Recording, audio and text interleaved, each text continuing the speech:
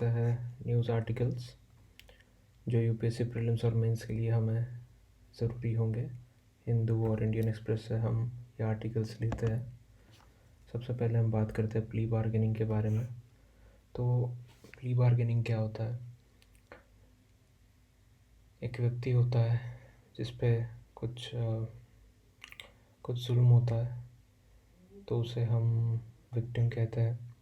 एक व्यक्ति होता है जो ये जुल्म करता है, जिसको हम क्रिमिनल कहते हैं।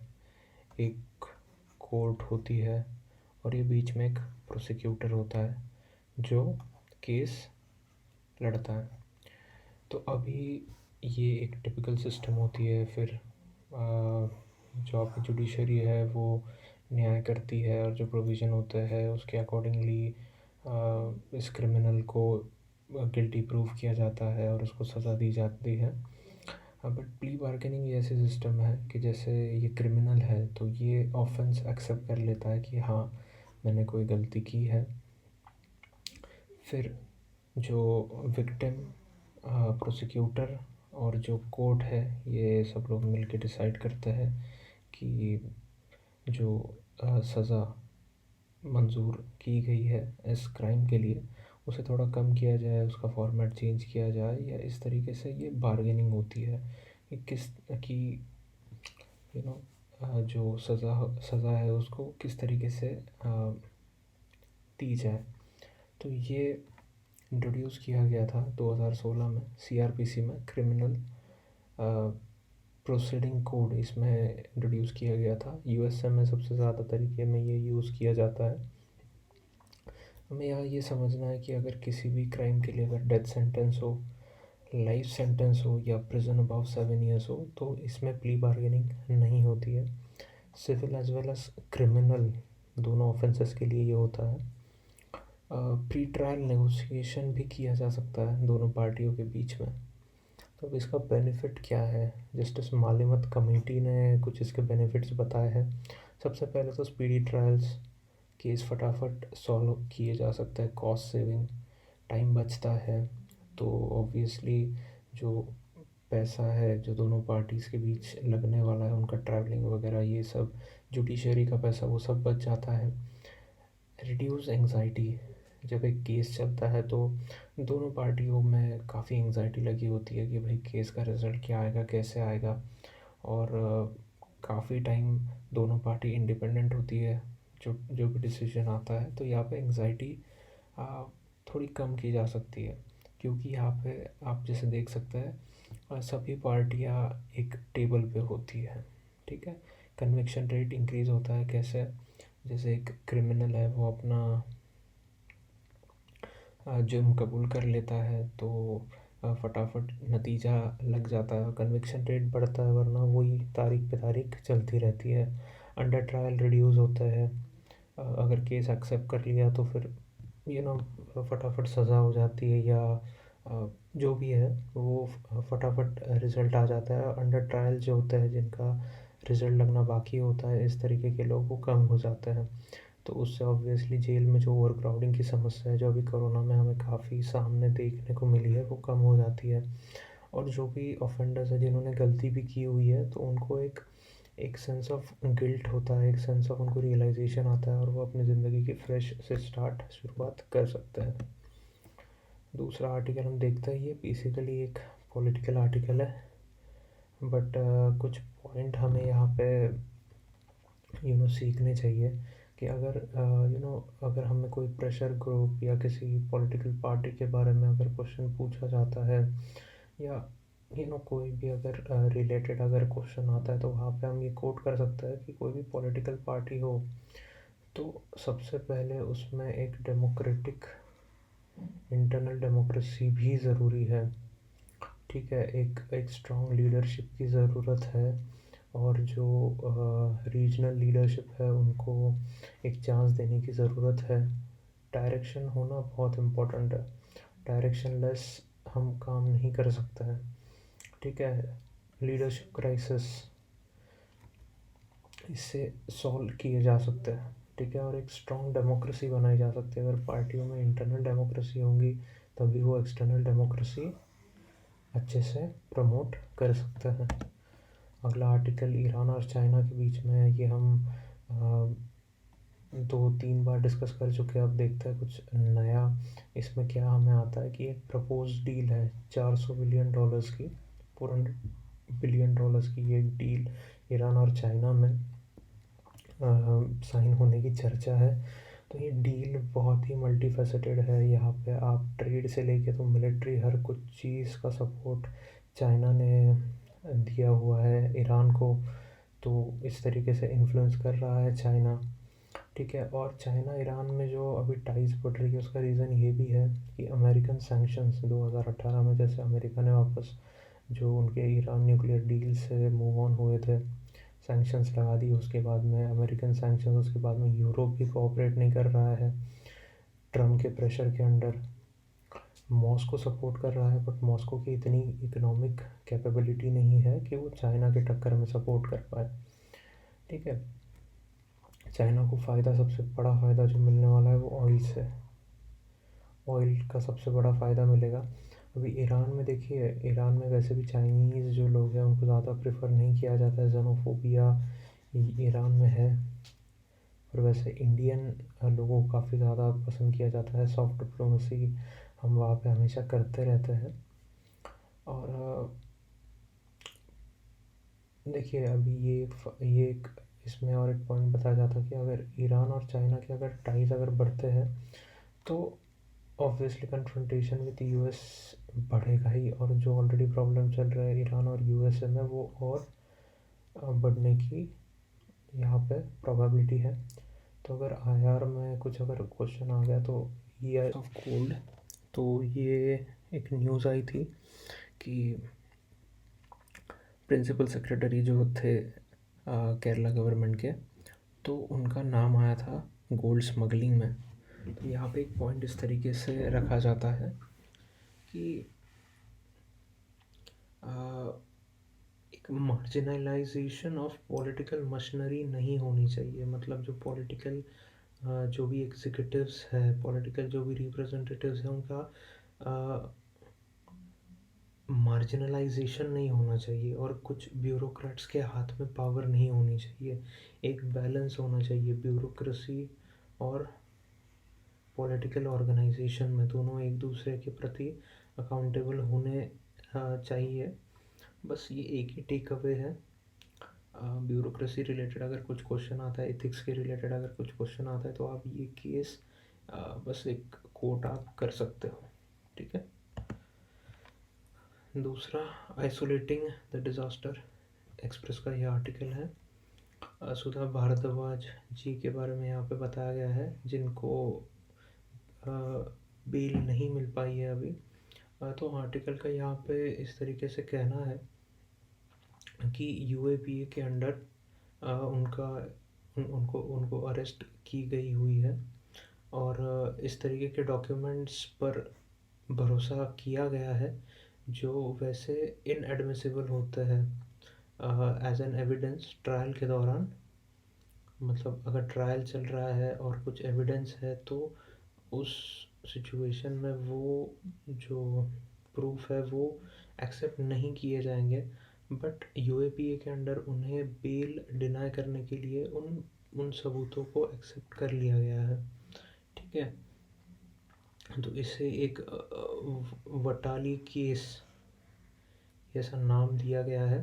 तो आप ये भी कोट कर सकते हो, यूएपीए का आर्टिकल हमने रिसेंटली डिस्कस किया था, तो वहाँ पे आप ये एडिशन कर सकते हो। तो ऑथर कहते हैं कि सुप्रीम कोर्ट का ये डिसीजन गलत है और इसे वापस रिवाइज करना चाहिए। और आर्टिकल, और जो ऑथर है ये खुद सीनियर एडवोकेट है सुप्रीम कोर्ट में। तो ये पूरा आर्टिकल है यूएपीए के।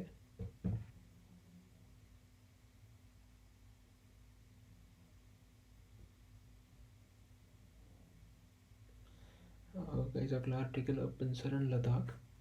तो ये आर्टिकल चाइना, पाकिस्तान, इंडिया इनके बारे में बात करता है। तो ऑथर कहता है कि हमें पहले लगता था कि पाकिस्तान को चाइना की ज़रूरत है, बट ये बात नहीं है, चाइना को भी पाकिस्तान की उतनी ही ज़रूरत है।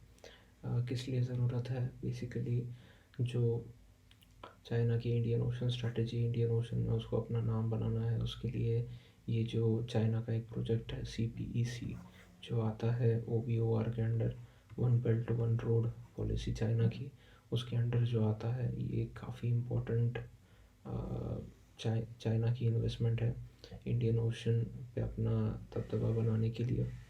ऑथर ये भी कहता है कि लद्दाख में ठीक है अभी कन्फ्रंटेशन चल रहा है, बट उसके साथ हमें अरुणाचल, सिक्किम और जो हमारा सेंट्रल सेक्टर है उसको भी ट्रैक पे रखना चाहिए, क्योंकि चाइना की एक्सपांशन पॉलिसी में ये भी आगे आ सकते हैं। दूसरी बात, ऑथर ये भी हमें कहता है कि एक चाइना पाकिस्तान का एक कंबाइन कन्फ्रंटेशन, मतलब अगर दोनों फ्रंट से अगर एक साथ कुछ एक्टिविटी होती है तो इंडिया को तैयार रहना, ये काफ़ी ज़रूरत है, अभी इंडिया को तैयार रहना ही चाहिए। हाँ ठीक है, तो ये एक बस एक एडिशन था जो आर्टिकल हम डिस्कस करते आ रहे हैं इंडिया चाइना रिलेशनशिप के under. Unshackling self reliance, unshackling for self reliance. Other agriculture inputs के बारे में बात करते हैं। तो जो कि एग्री इनपुट्स जो ऑथर बात करते हैं वो सबसे पहले सीड्स के बारे में बात करते हैं। ऑथर कहते हैं कि ग्रीन रेवोल्यूशन के दौरान सीड्स का काफ़ी इम्पोर्टेंट रोल रहा। सीड्स हमने बहुत इम्पोर्ट किए, उसके बाद में जो हमारी Indian council of agriculture research ICAR है, उसने उस पर काफ़ी रिसर्च किया, वो अच्छी क्वालिटी की सीड्स बनाई। ऑथर एग्जांपल देते हैं BT कॉटन का।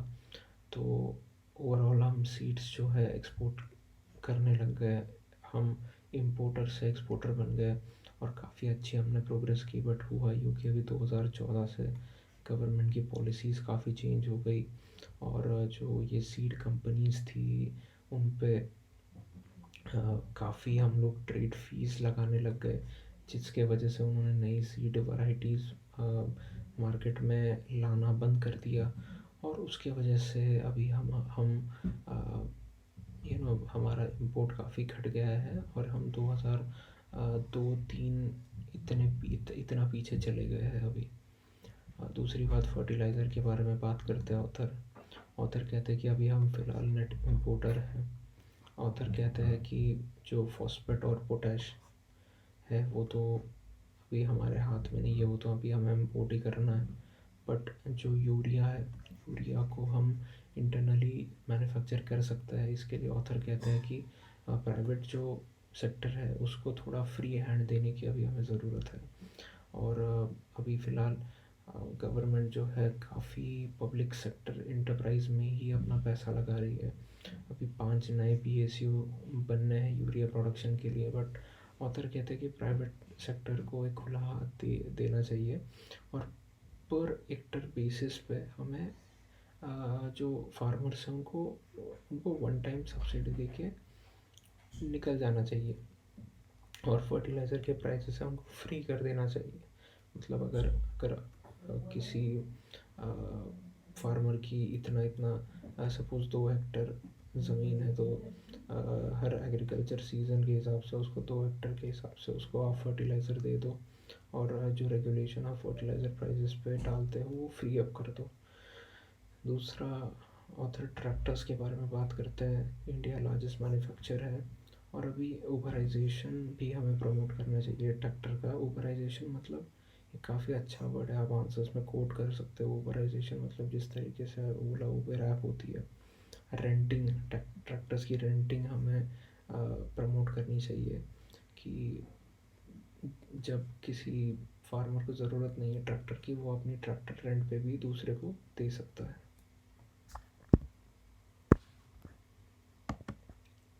अगला आर्टिकल देखते हैं, फ्लड्स इन काजीरंगा। यहाँ पे एक अलग पॉइंट दिया गया है फ्लड्स के बारे में। ऑथर कहता है कि फ्लड तो बहुत डिस्ट्रक्टिव है काजीरंगा के लिए। अभी हमने देखा कि काफ़ी एनिमल्स की डेथ हो गई, बट ऑथर कहता है कि इसका एक पॉजिटिव एस्पेक्ट भी है। तो पॉजिटिव एस्पेक्ट हम देखते हैं क्या क्या है। ऑथर कहते हैं रेप्लिनेशंस द वाटर बॉडी। ठीक है, काजीरंगा ये एक फ्लड प्लेन इकोसिस्टम है, और पानी बहुत ज़रूरी है। उसकी इकोसिस्टम मेंटेन करने के लिए। फिशेस का ब्रीडिंग ग्राउंड होता है ये। तो फिशेस उनके इनिशियल पीरियड में जो ये फ्लड प्लेन्स है तो वहाँ पे ब्रीडिंग होती है और उसके बाद में ब्रह्मपुत्रा रिवर में शिफ्ट हो जाती है। Floods are also way of natural selection. जो हेल्दी एनिमल्स है वो सर्वाइव कर पाता है और जो एजेड एनिमल्स है वो ख़त्म हो जाता है इसमें, ऐसा ऑथर कहता है। पर दिक्कत ये हुई है कि जो फ्लड्स, ठीक है, जो पहले 10-10 साल में आते थे, अभी हर हर हर साल आ रहे हैं, तो ये थोड़ा सा कंसर्न का फैक्टर्स है। कारण ऑथर्स उसमें कहते हैं कि होटल इंडस्ट्री बढ़ गई है, रेस्टोरेंट, शॉप्स और ये बाकी की जो ये इंडस्ट्रीज है, टी इंडस्ट्री, ये सब ह्यूमन सेटलमेंट काफ़ी बढ़ गया है, उसकी वजह से भी प्रॉब्लम आ रहा है। अभी ऑथर कहते हैं कि ये फ्लड्स के लिए हम किस तरीके से प्रिपेयर हो सकते हैं। अभी जबकि इनका फ्रीक्वेंसी एवरी ईयर हो गया है तो हमें कुछ ना कुछ तो तैयारी करनी पड़ेगी। तो ऑथर कहता है कि सबसे पहले डोर टू डोर वैक्सीनेशन हमें करना चाहिए। सेक्शन 144 इम्पोज कर देना चाहिए, ठीक है, नेशनल हाईवेज़ पर, ताकि जो एनिमल के साथ कन्फ्रंटेशन लोगों के ना हो। Highlands inside of park, but ये लिमिटेड तरीके में होना चाहिए कि आर्टिफिशियल इस तरीके के हाईलैंड्स हम बना के इकोसिस्टम भी नहीं डिस्टर्ब कर सकते। थोड़े बहुत हमें हाईलैंड्स बनाने चाहिए। उसके बाद में जो एनिमल कॉरिडोर्स होता है, जो एक एनवायरनमेंट से दूसरे एनवायरनमेंट तक एनिमल को पास होने के लिए जो एक पैसेज होता है, उसके डेवलपमेंट में हमें काम करना चाहिए।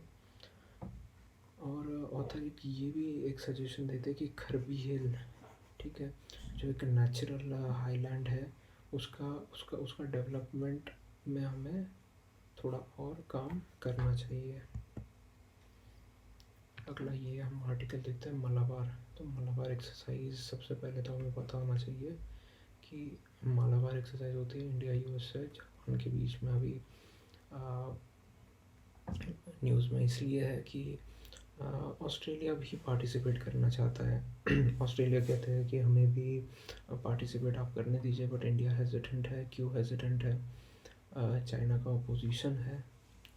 इंडिया को लगता है कि अगर ये एक कोड ग्रुप अगर बन गया, ठीक है, तो ये होगा ऐसा कि ये थोड़ा सा एक मिलिट्री टाइप बन जाएगा ये, और फिर कभी साउथ चाइना सी में कुछ इशू हुआ तो इंडिया भी मिलिटरीली एक्टिव हो सकता है, और इंडिया को होना पड़ेगा, ठीक है। अगर ये क्वाड का ग्रुप हुआ और क्वाड ने डिसाइड किया कि कुछ मिलिट्री एक्शन लेना है तो इंडिया को शामिल होना पड़ेगा।